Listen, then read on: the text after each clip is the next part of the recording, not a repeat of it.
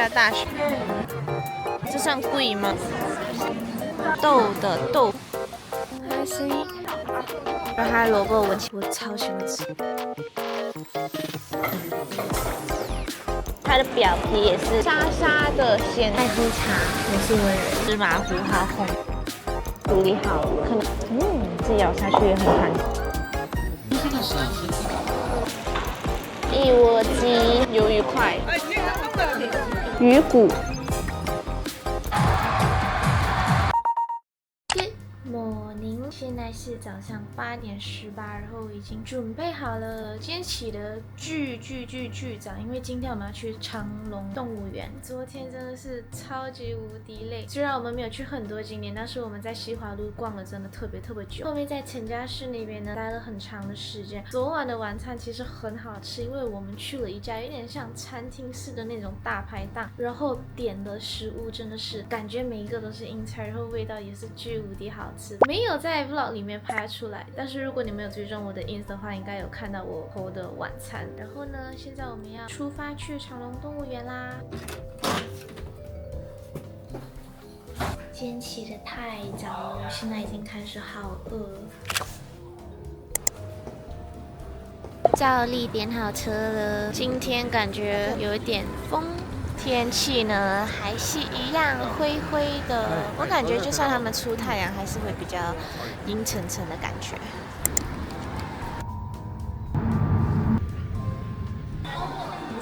这个陈皮糖巨好吃，是那时候吃大排档的时候他们有的，然后我拿了好多，它真的就是特别的香。不知道今天是不是大晴天的关系，今天特别幸运的是园区里面没有很多人，我们一验完票直接冲小火车排队。在这边特别好的事情是，你可以选择自驾游，又或者是在园区里面搭小火车看这些野生动物。这种放养式观赏性体验感和以往的一般动物园体验真的很不一样。有一些野生动物会突然跑出来贴近你们，而且周围都没有什么栏杆，所以感觉自由度还是蛮大的。一路上也是有看到很多家庭都在自驾游，但如果是坐小火车的话，车上就有导游在给我们讲解所有动物。但如果经过猛兽区域，动物会离我们偏远一点点，但还是会记录到很多很可爱的画面，比如这个黑熊在吃饭，还有这个很高的雄狮在怼屁屁。其中最好玩的是小火车两侧真的可以感觉到周围有动物在围绕着你，然后你每次一转头就会看到很惊艳的一幕。我最喜欢的是最后长颈鹿这一站，真的就是模拟出一个大草原，然后把所有的动物放在里面，而且他们好像都不会打起来，我甚至觉得他们对他们的邻居都见怪不怪的。这边还能看到成群结伴的羚羊，而且该说不说，我感觉这边的动物都被养得白白胖胖的。这班买的屁股超圆，蜜桃臀，后面确实离这些长颈鹿真的很近，肉眼观看也是觉得很震撼的。飞柚是吗？飞秀超可爱哦，它就是一个钥匙扣哎，超适合把它放在键盘上，给你键盘盖个被子。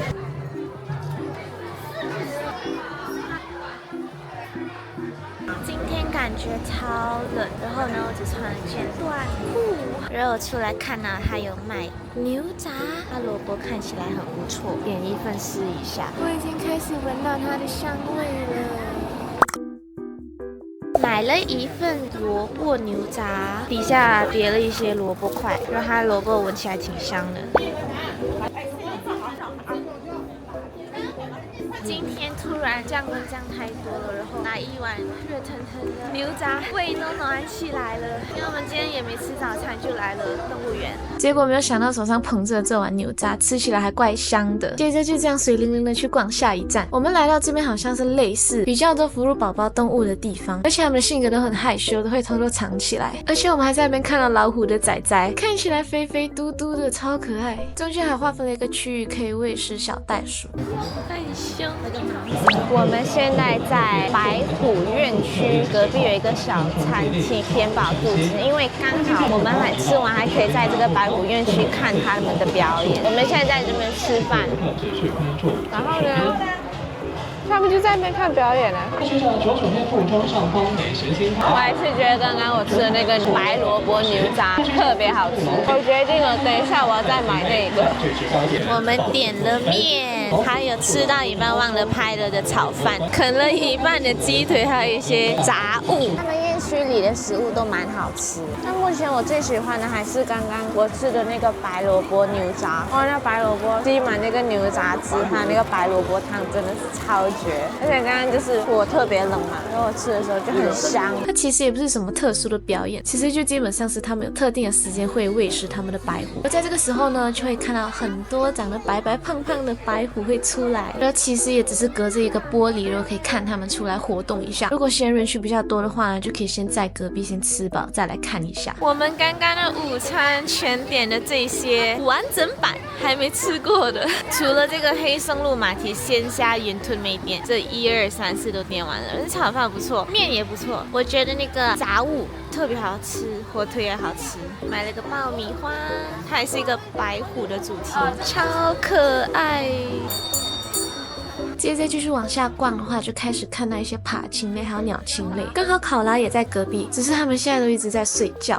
哎，你为什么突然醒了？这里还有一个哦，他们的脚真的很小一个。他睡醒然后感觉脸也有一点点肿。你睡觉也会水肿吗，考拉？这个嘞，你们醒来都会先发呆一下，是不是？可能是到饭点了，又或者是大家的目光太热切，所以导致后面有些考拉就陆陆续续的醒来，也是非常有幸的看到考拉下苏拉死去。我从来没有想过考拉的屁屁是黑色的，而且我也不知道原来他们可以动得这么的灵活，我一直以为他们都是慢悠悠的。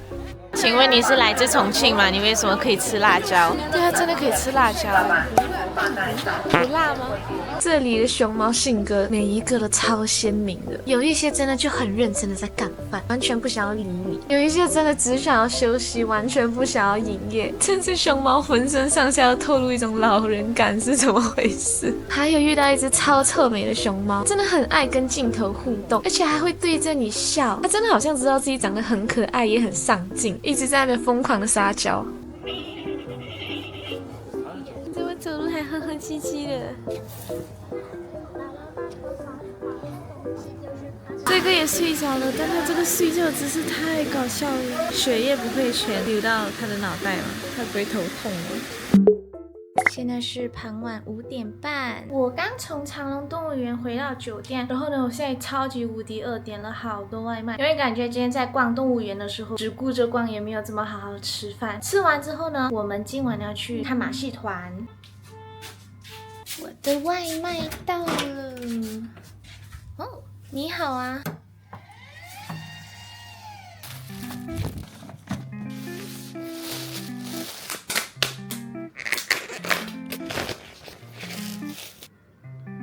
这是我们点的外卖，这个烤饼是昨天我们酒店楼下附近买的那个烤饼，然后它巨香，然后我们又买了一个。我们还点了炒面、广式蛹饭，还有2个包子。我不知道为什么就特别想吃热腾腾的包子。还有这已经是我第2次点的肯德基的香辣鸡翅了。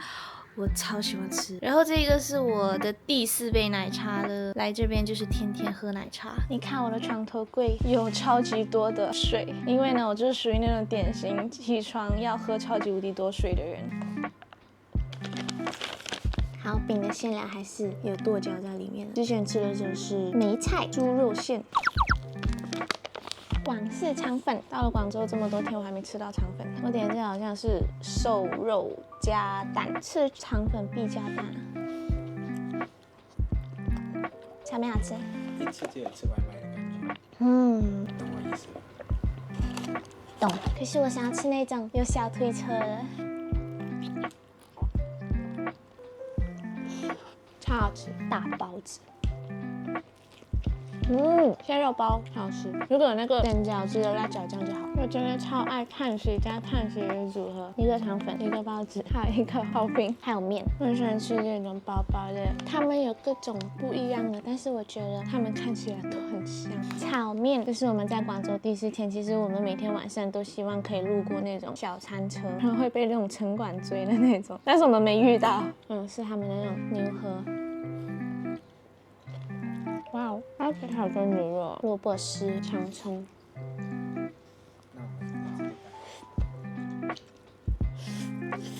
依旧来看一下我们的下饭剧，配动漫好了。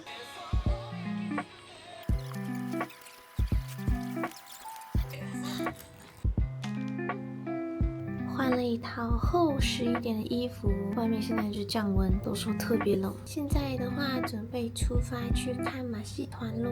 我们依旧是打车到长隆马戏团那一边，而且我们其实出发的时间有点晚了，所以进场的时候已经开始错过了他们的开场。但它里面的场馆很大，而且灯光设计很漂亮，拉开帘布真的感觉进入了另外一个世界，有一种末世狂欢的感觉。这边随机播放一些小片段，让你们感受一下现场氛围。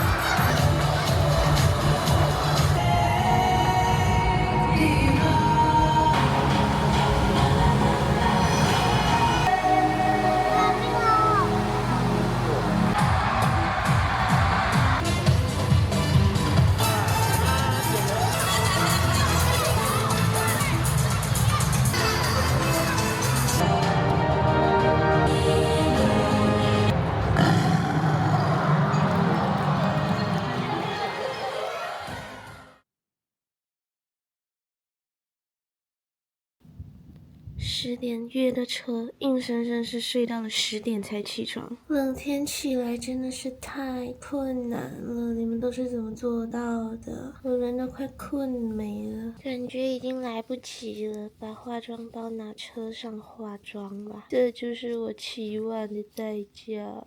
该说不说，我这化妆包还是挺能装的，这么大一个。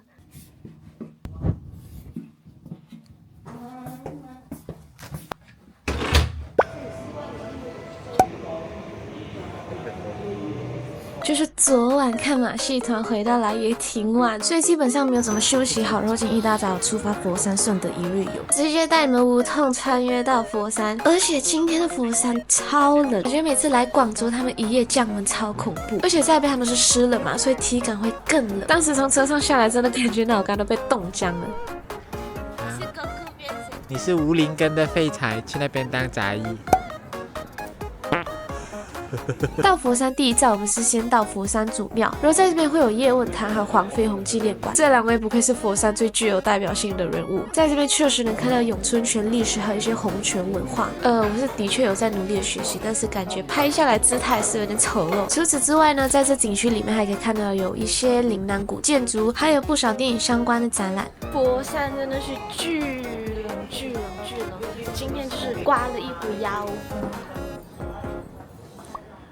这一面墙满满的都是一些碑，它刻的字也是超多。它以前这些字都直接刻下来，还是后面要自己再重新修复了那些字。佛山自古以来就是非常著名的武术之乡，所以第一站来到这景点，真的确实感觉到哇那种非常浓厚的佛山武术文化。所以在这边会更偏重展示这些人物的成长、武术传承，还有一些文化根源。但太冷了，我当时越逛越困。这冷风，这股冷风吹得我超困。从这个佛山纪念馆的这个出口出到来呢，竟然是一条小吃街。你们看，全是这些小吃的档口。他们左边这边还有卖广东特产，觉得有一点小热闹哦。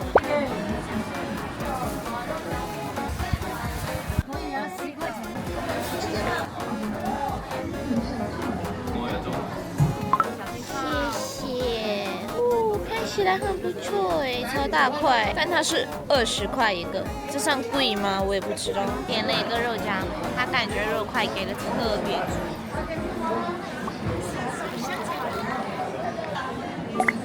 它里面的肉好吃，而且它的馍也很好吃。我感觉要是能加辣椒就更好吃了。我重新让它给我加辣椒。那边有那种辣椒，你可哪一种辣椒？我那种的吧，红油的。是的，一点点就好。是吗？我们自己拿了个筷子把它搅拌均匀，要不然第一口下去全是辣椒，后面下面就没有辣椒。虽然是第一次到佛山，但是我觉得这边还是挺悠闲的。我们一路都有逛到一些衣品店，还有经过类似一些小市集，都有一些小小很可爱的档口，摊上都有卖一些手工制作品，还有一些稀奇古怪的小玩物。海蒂，你怎么变猛男了？天哪！午餐的话，我们打算去附近的一个商场吃，结果没想到一路上遇到一个咖啡店，它外面有一个小型的动物园，里面就有这种可爱的小马，还有羊驼。除此之外，好像还可以喂一些小兔子。现在是1点半，然后呢，在佛山的地餐，我们决定来吃居居包。是的，我们又来吃居居包了，这个闻着好香啊！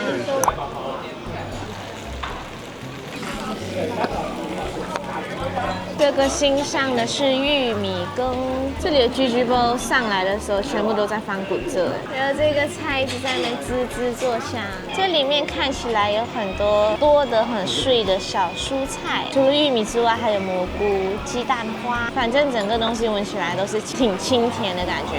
上了一个猪颈肉，上了一窝鸡，我们一共点了6个居居包，一个是玉米羹，一个是虾，一个是猪颈肉、牛肉。还有黄花菜，以及最后来的一个是脆肠。猪肉跟牛肉比较姜葱的煮法一些，然后脆肠就偏多一点点的酱汁。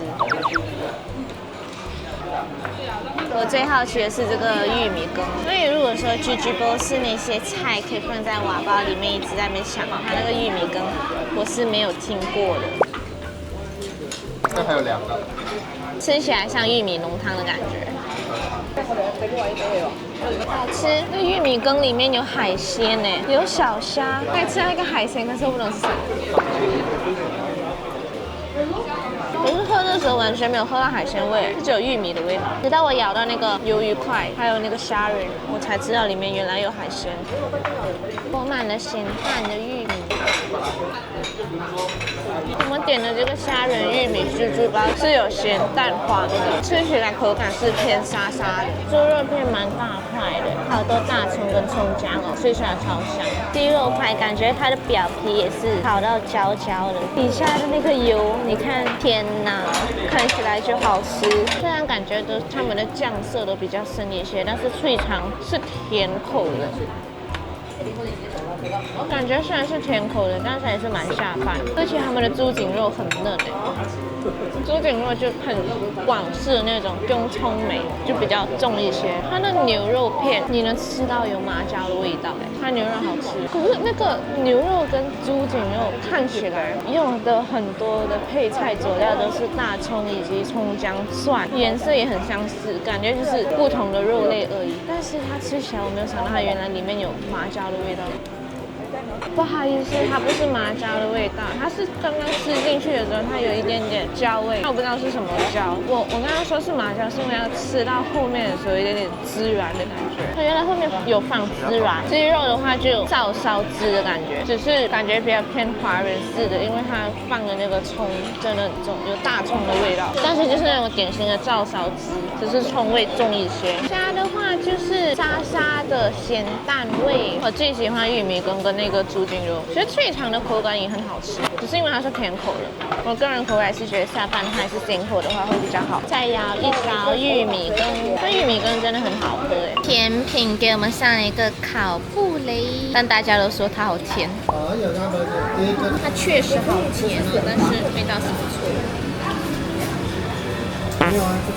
刚刚在外面又看到这个陈皮汤，然后又跟店家拿了，跟他说给我们多一些，因为我们是游客，然后我们上网买不了嘛，然后我们就跟他说给我拿稍微多一点点。这个黄的真的很好吃，他这次还给我们拿了黑色跟红色包装，我们来一趟广东被他的陈皮汤给折服了。吃完午饭出来呢，现在在我们等车，然后呢，接着出发去顺德逛一逛。没想到时间过得这么快，又回来到顺德。总感觉来广州，要是没去一趟顺德，就会觉得这一趟旅程很没有灵魂。都说实在顺德作为广州的美食天堂，还是得来一下。毕竟这两个地方离得也不远。但从佛山吃饱喝足下来呢，确实还需要一点时间消消食。毕竟广州的食物确实还是挺胀肚子的。所以呢，我又回到清辉苑啦。毕竟日常刷太多手机了，帮助我自己把我自己脑子玩成智障。我感觉还是非常有必要的来感受古代学霸这种氛围，清清脑子。各位，这是我在顺德刚刚购入的一处家宅啊，随便走，随便走，这是我的家。上马茶，退下。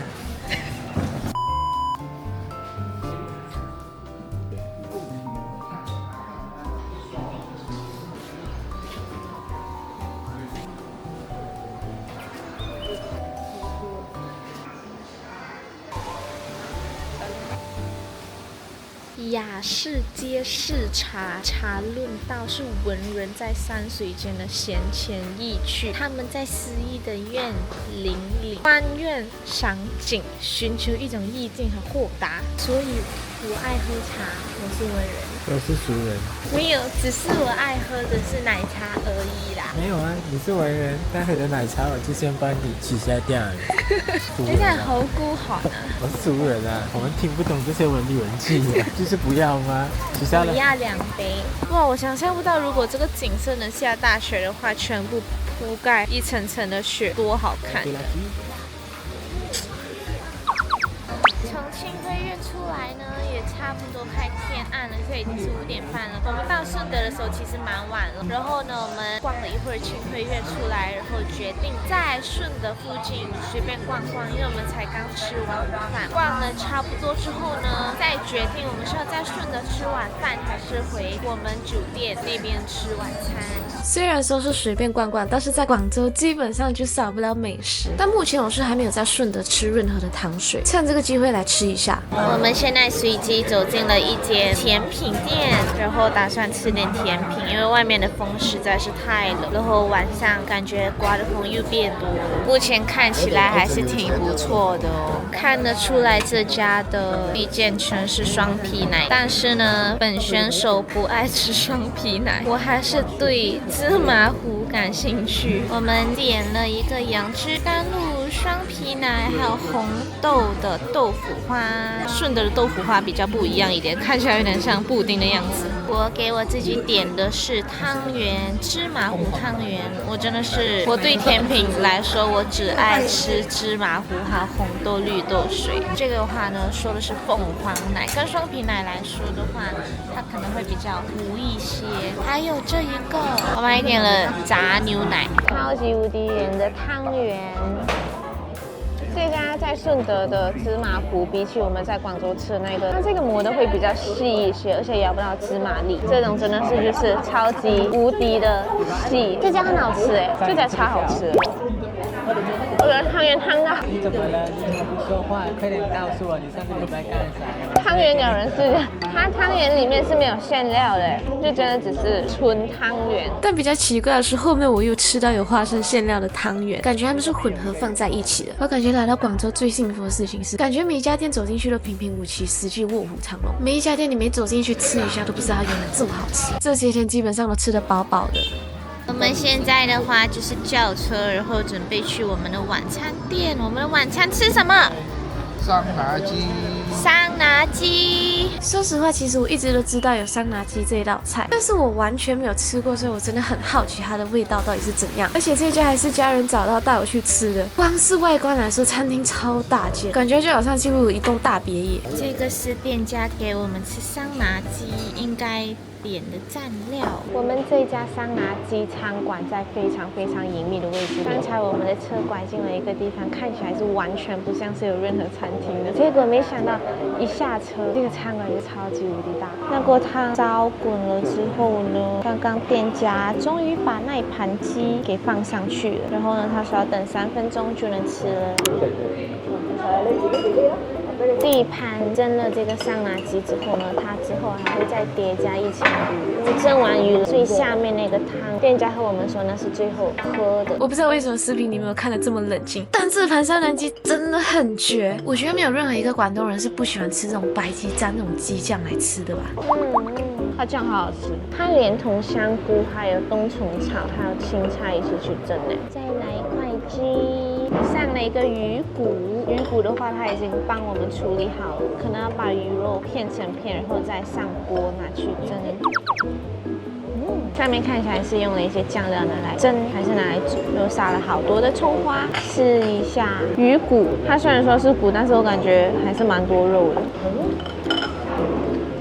虽然我已经知道这个鱼肉已经有酱了，但是我太爱吃这个蘸酱，这盘东西太屌了。很好奇这酱料到底是怎么调的。鸡真的是太好吃了，没有想到它的肉质这么紧实，但是咬下去也很弹性，你懂那种感觉吗？它肉质超级扎实的，感觉这个鸡每天早上起来跑了10公里的路。这绝对是我在顺德吃到最邪恶的一餐，简直是味蕾暴击。它好吃到你一口接着一口就着白饭吃，不知不觉中就吃了很多。而且先吃完山奶鸡再吃鱼肉的话，可以很明显感受到2种肉质的区别，一个肉质直接是弹牙，一个负责鲜美滑嫩。小鸡，我不会辜负你每天跑了10公里的路的，因为你在我的口腔里面真的是发挥了10成的功力，这真的太好吃了。我感觉它的酱油也很好吃耶，应该是他们自己调的酱油。其实我真的很期待它最后那一口汤，我感觉就是它在蒸这个鸡和那个鱼的时候留下来的那个汁，可能全部精华都在汤里面。这一片感觉很肥嫩哦，再点一下它的这个万能蘸料，真的感觉沾血滴都好吃。哇，很好吃，超好吃！它是怎么做到没有什么鱼腥味的？因为我没有看到它有放姜，它很甜，因为放了丝瓜在那边，它鱼肉的肉汁很鲜甜哎。你们看，它跟丝瓜一起拿去蒸的，超鲜哦。它有放一片姜，还有枸杞，好吃。到最后喝的这一口汤真的是简直非常完美，它汤底本身就加了一些药膳，还有一些鸡架子拿去包。我们从头吃到尾，那个汤头就一直在大火的一直翻滚，后面又再蒸了一盘鱼肉，感觉汤头就更鲜甜了。它的汤头就是典型的，我希望每一天晚餐我的家里都会出现的那一锅汤。我对他们最高的评价就是一直在那边狂吃，连 vlog 都忘记给你们讲了，到最后直接双手捧碗喝汤。